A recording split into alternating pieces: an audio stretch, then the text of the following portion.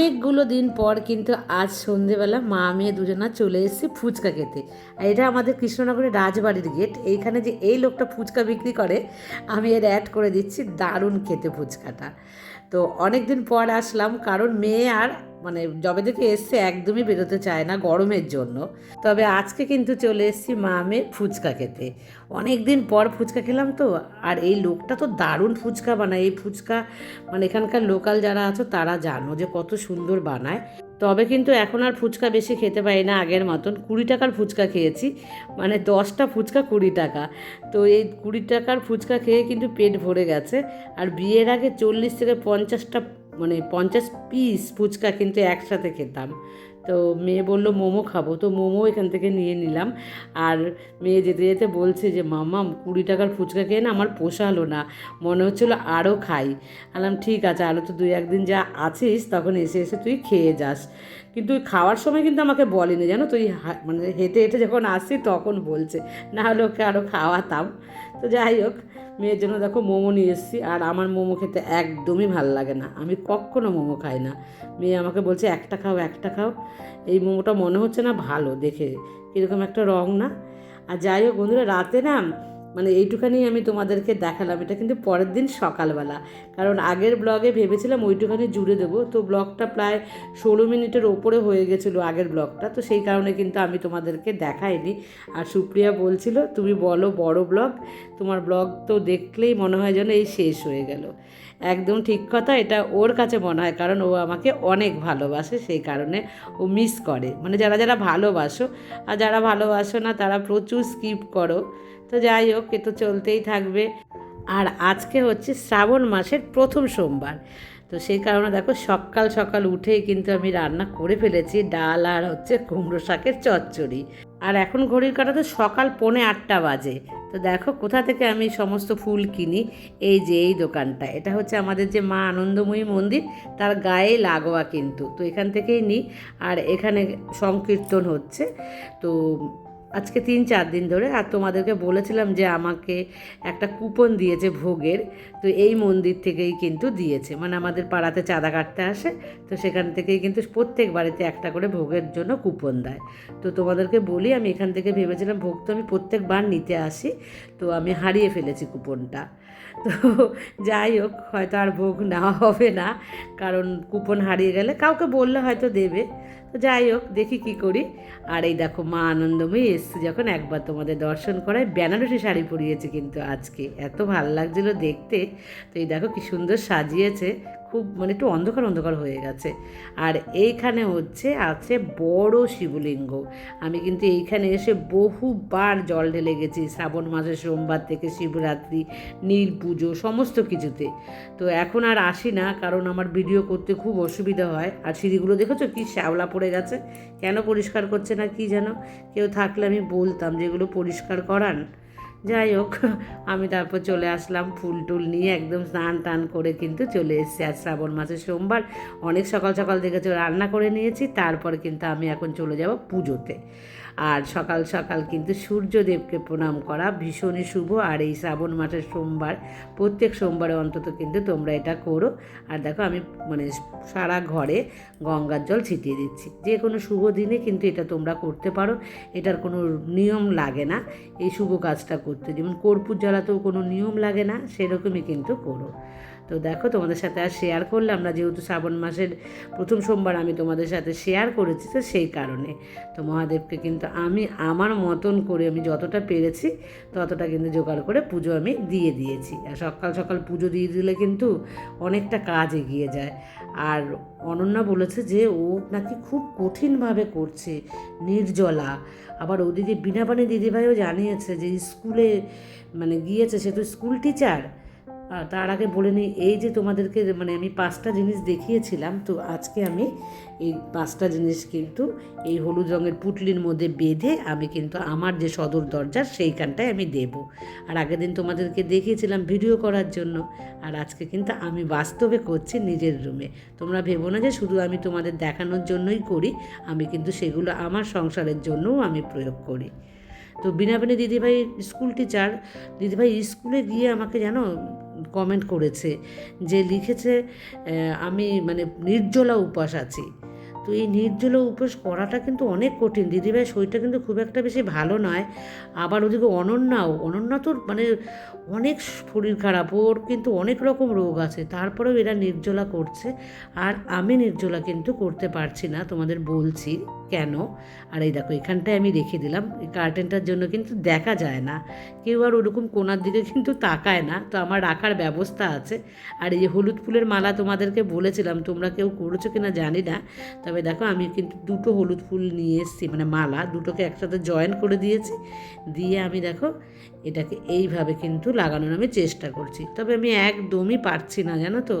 আমার হাজব্যান্ড যদি থাকতো না তাহলে কিন্তু ও আমাকে ঠিক করে দিত, মানে লাগিয়ে। তো যাই হোক, আমি আমার মতন করে করেছি, আর কাল সকালে উঠে কিন্তু আমি এটাকে জলে দিয়ে দেবো।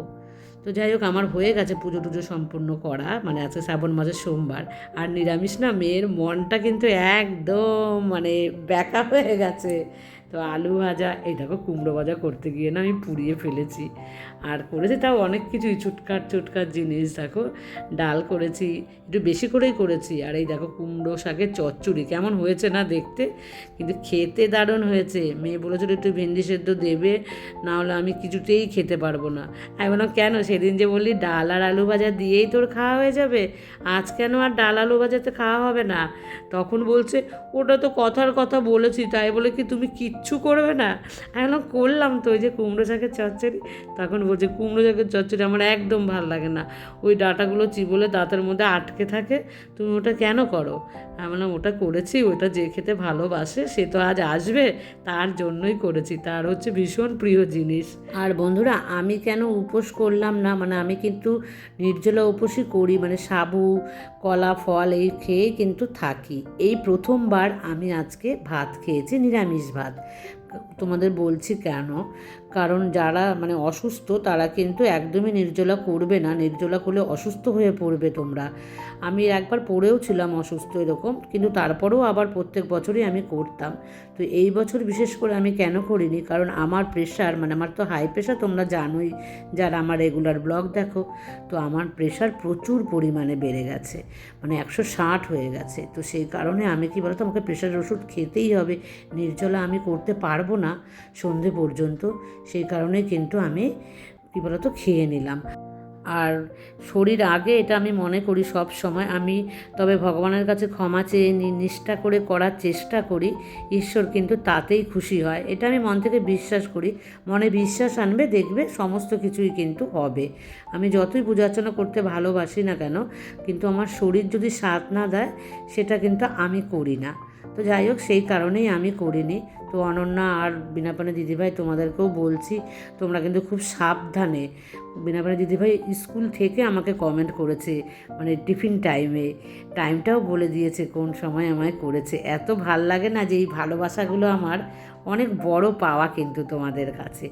ওদিকে সঞ্চিতা আমাকে সব সময় জানায় ও কী করছে না করছে, মেয়েকে নিয়ে টিউশন যাচ্ছে, মেয়ের জ্বর, এগুলোও ভীষণ ভালো লাগে। সাকিনাও আমাকে জানিয়েছে যে ওর ভাসুরের মেয়ের মনে হয় বিয়ে ছিল, সেখানে ও খুব ব্যস্ত ছিল, কদিন করতে পারেনি কমেন্ট।